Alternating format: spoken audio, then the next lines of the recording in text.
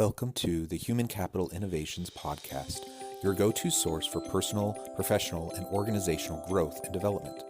We hope you tune in often for all things people management, organizational development and change, organizational leadership, and social impact related. Maximize your personal and organizational potential with Human Capital Innovations Podcast.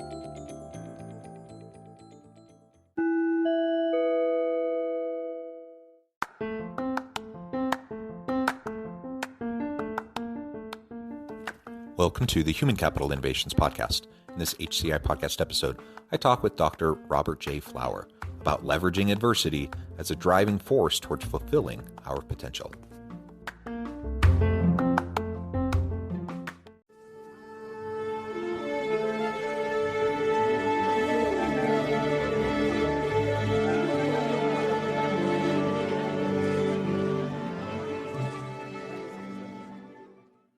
Dr. Robert J. Flower, welcome to the Human Capital Innovations Podcast. Thank you very much for having me, Jonathan. Yeah, it's a pleasure to be with you. I'm excited for our conversation today. And I appreciate your patience as we're dealing with a little bit of technical difficulties. And ultimately, we got connected. We're going to have a nice conversation. And today we're going to talk about leveraging adversity as a driving force towards fulfilling our potential. And I know that that's something that you feel passionate about. How do we help people reach their full potential? As we get started, I wanted to share Dr. Bob's bio with everybody. Dr. Robert J. Flower, author of Decoding the Holy Grail and the Discovery of the Potential Molecule, is a leading authority on potential and achievement and has written 10 previous books on the subject. Dr. Flower's interest in philosophy and ancient history led to a discovery of a biological process of cellular development that models our thinking process.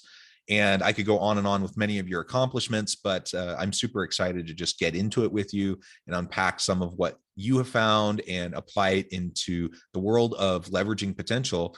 Anything else you would like to share with listeners by way of your background or personal context before we dive on in further? Only that this discovery is scientifically based. It's based in biology, and we've had some neurological tests which show that the concept is 96% valid. So it's not out of my imagination. It's not something that I compiled out of different concepts.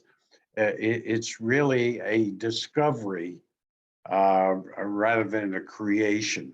You know, it's been there for thousands of years. And I'm beginning to understand that some of the greatest men in history were talking about this, and even the great philosophers had a portion of this in their thinking, but not the entirety.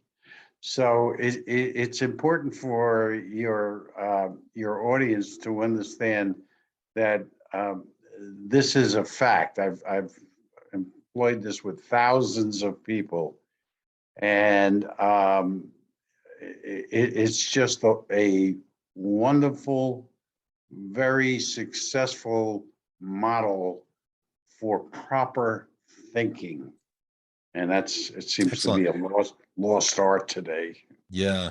So tell us a little bit about this potential molecule and the potential theory then. Yes. Yeah. I discovered this with a geneticist colleague of mine many years ago. He had actually discovered a unique way in which a cell develops. Okay, and it's a step-by-step thing, and involves creating, organizing, and functioning, which pretty much encompasses just about anything you could think of. And we worked together for about 9 years before he passed on putting those principles into a practical application. Hence, we call this the potential molecule, because it does have a biological basis to it. And it's in every single, I mean, I've done thousands of analyses over the years. I've been doing this for almost 40 years now. And there, in every single case, this process, this model, this molecule procedure is there. So what we do is first we inform people what it is, identify it, explain how it works. Then we do analyses of the individual or group and relative to these laws, these principles, and there's 13 of them actually. And then we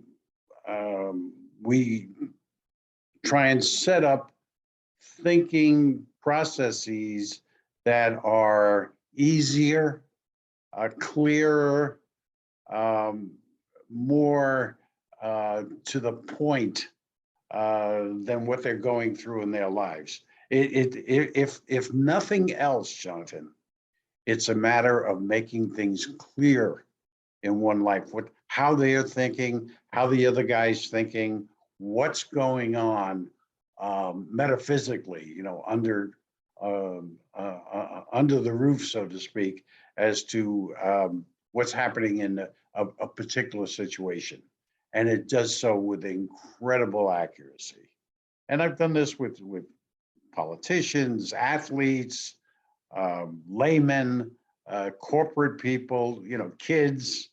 And I've always had the satisfaction of being able to give them a direction and an understanding that they never had before. Never had before. Because this is something that's it's innate, and it's it's what I call an exceptional mind. In fact, one of my books is entitled "Your Exceptional Mind," so that what we do is put people into that state of consciousness, that state of mind, whereby things are clear to them and pathways to higher degrees of achievement, greater potential, are available to them. Yeah, excellent. So can you break it down for us? Tell us the components of this model, this theory, and really how would it apply? For example, you work with a politician, you work with an athlete, you work with an executive.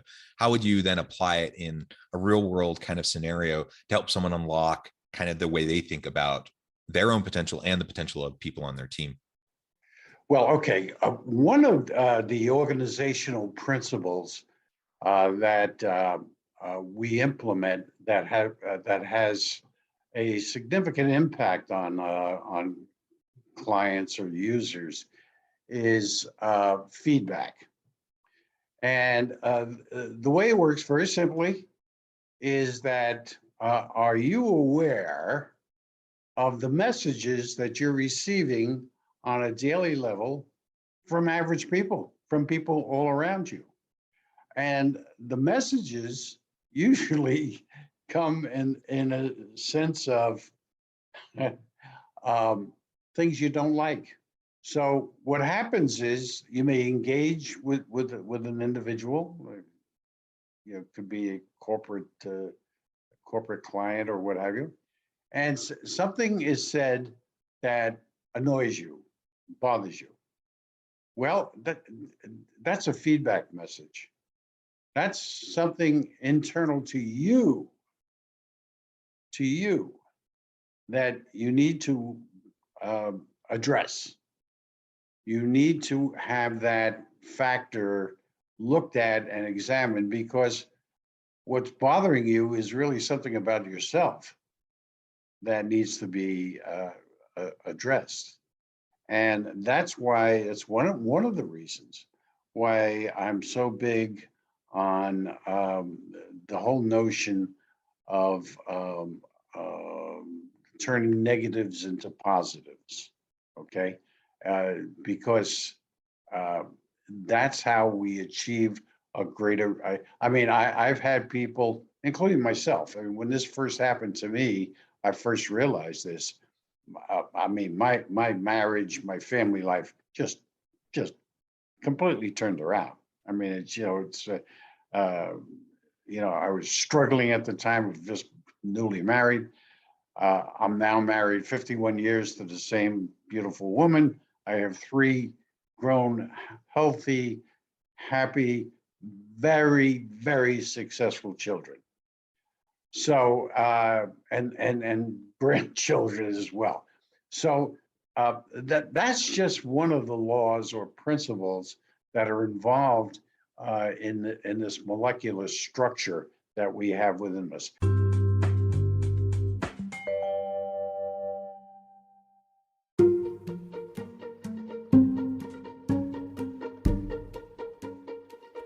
Welcome to the Human Capital Innovations Academy. Courses, micro-credentials, and certificates to upskill and reskill for the future of work. All HCI Academy courses, micro-credentials, and certificates are designed, developed, and delivered by award-winning and internationally renowned scholars, educators, thought leaders, executives, and practitioners. Our courses, micro-credentials, and certificates will help you make your mark on the future of work and make an immediate impact in your organizations.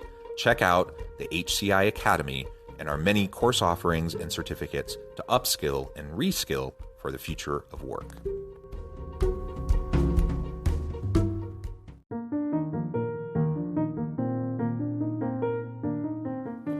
Check out our new weekly LinkedIn newsletter, Alchemizing Human Capital, exploring industry trends via original research and interviews with executives and thought leaders from across the globe.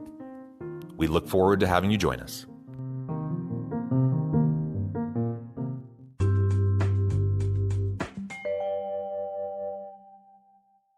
And here's the thing, we all have this. We all have this exceptional mind. And if you follow it, well, you end up with achievement well beyond where you've been before. I mean, it's a door opener. So we have classes, we have Zoom, we have individual engagements with people. Of course, we have the books, but the books, even so, I have 10, 11 books. And even with the books, they're not as effective as dealing with a person face to face with their specific issues, because we're all different and we all have different applications of these principles. While the principles are the same for each and every one of us, the way we implement them, the way we use them, it is unique to us. So what we need to do, by the way, we have assessments. We have human potential assessments that we do. These assessments, we have 7 of them at this point, and plus we do some customized assessments. But these assessments can generate over 217,000 different personal profiles, thinking profiles. So we could take an issue, you do the test, and we could tell you things about your thinking that you would never approach. Psychologists don't, and we've had psychologists that we've worked with. One, Les Femi, Dr. Les Femi, is a accomplished author, and he was head of the Princeton Biofeedback Center in New Jersey. He just recently passed a few months ago. Brilliant man, and his specialty was focus, how to focus on things and how important focus is and ways to focus, right? Which is one of the laws. So that's just a small inclination as to how we use the whole system. But more importantly, understanding that we have this mind, it's hidden away in there, and we don't recognize it. And some of the great teachers of the world, of history, have tried to explain it as it came to them. But unfortunately, they didn't have the tools that we have today. So today, a simple guy like me is much easier to have an understanding of what they took. I mean, it took me 40 years and a lot of help to get to the point where we can say, we can identify this to a comprehensive point. But it's so important. I mean, I wish I were 20, 30 years younger so I had more time to tell the world, because this is something that it just makes your life so much richer, so much fuller. Yeah. Hope becomes belief. And we give up these notions of sacrifice and penalizing, and things being penalized and being limited and whatnot. No. Well, Bob, this has really been interesting, and I'm super excited to check out more of your work and your books. And I just love the idea about working towards unlocking our potential and the potential of those around us. I think that's what being a great leader is, that you Yes. help people recognize their potential and you help them to grow into that potential, to really maximize that potential. So I love it. I really appreciate all of your interesting insights and your perspective. Before we wrap up, I just wanted to give you a chance to share with listeners how they can get connected with you, where they can find your books, find out more about the work you're doing, and then give us the final word on the topic for today. Okay, fine. Thank you, Jonathan. We have a couple of different websites you can go to. If you're interested in learning more about our assessments and taking them, you go to our website of naturalthinking.org, naturalthinking.org, or to get more information in depth, go to drbobflower.com, and that's drbobflower.com. The books are on the websites. They're also, you can order them through Amazon.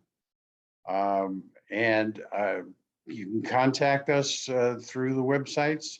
We do group lessons, we do Zoom lessons, we do individual conferences. We work with corporations, like I said, politicians. There's any number of politicians that will begrudgingly state that that this has helped them.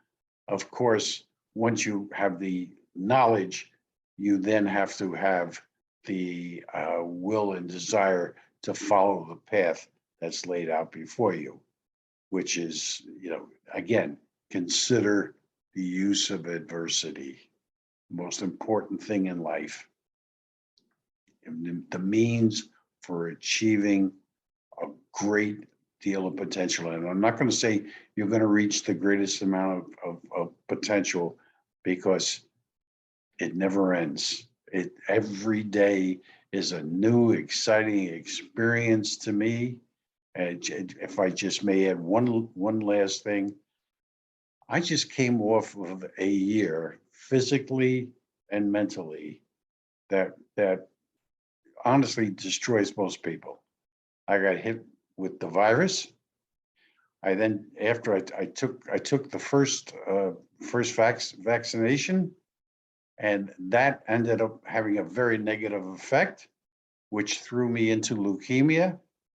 I spent over a month in the hospital, and I managed to survive this And I am now, I feel so much stronger, although I'm physically weak.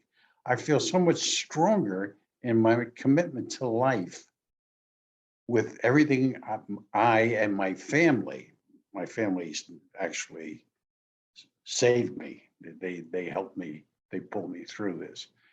But this is the type of thing that we need in the world. We need to have that drive for potential, not lowering standards, upping standards. Learn from the Olympians. They didn't get there by lowering standards, and they didn't get there by not doing hard work and sacrifice. Yeah. Thank you, Bob. It's been a pleasure. I encourage listeners to reach out, get connected, find out more about what Bob can do for you, check out the books. And as always, I hope everyone can stay healthy and safe. They can find meaning and purpose at work each and every day. And I hope you all have a great week.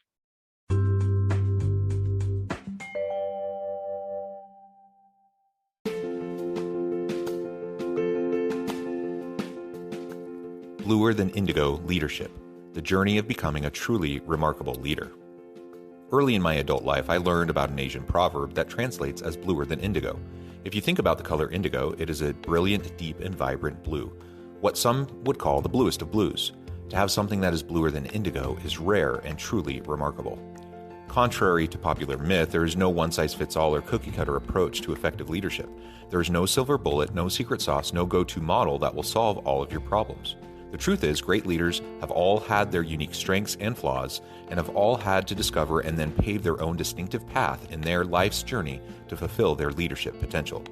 Bluer Than Indigo Leadership will help you discover your own path and explore those ordinary, everyday actions that will help you respond to an uncertain future and produce extraordinary results for individuals, teams, and organizations.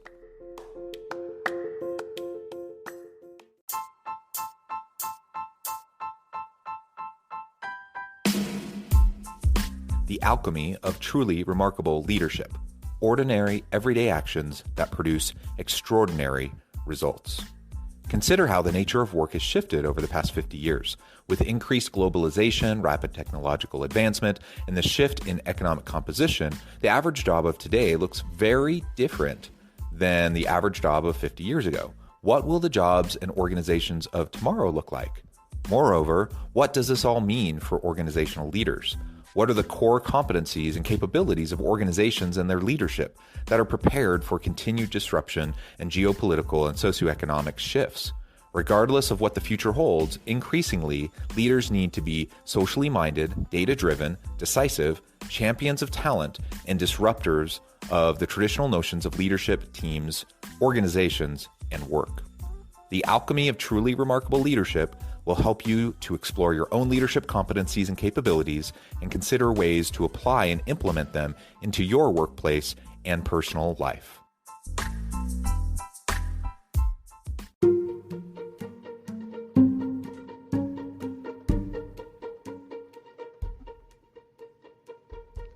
Check out Human Capital Innovations magazine, Human Capital Leadership. Human Capital Leadership is a free, interactive e-magazine with the mission to help individuals, leaders, and organizations find innovative approaches to maximize their human capital potential. We publish issues quarterly in August, November, February, and May.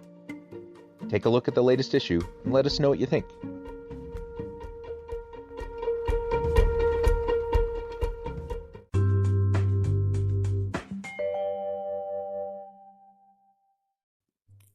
Thanks again for joining us for this episode of the Human Capital Innovations Podcast.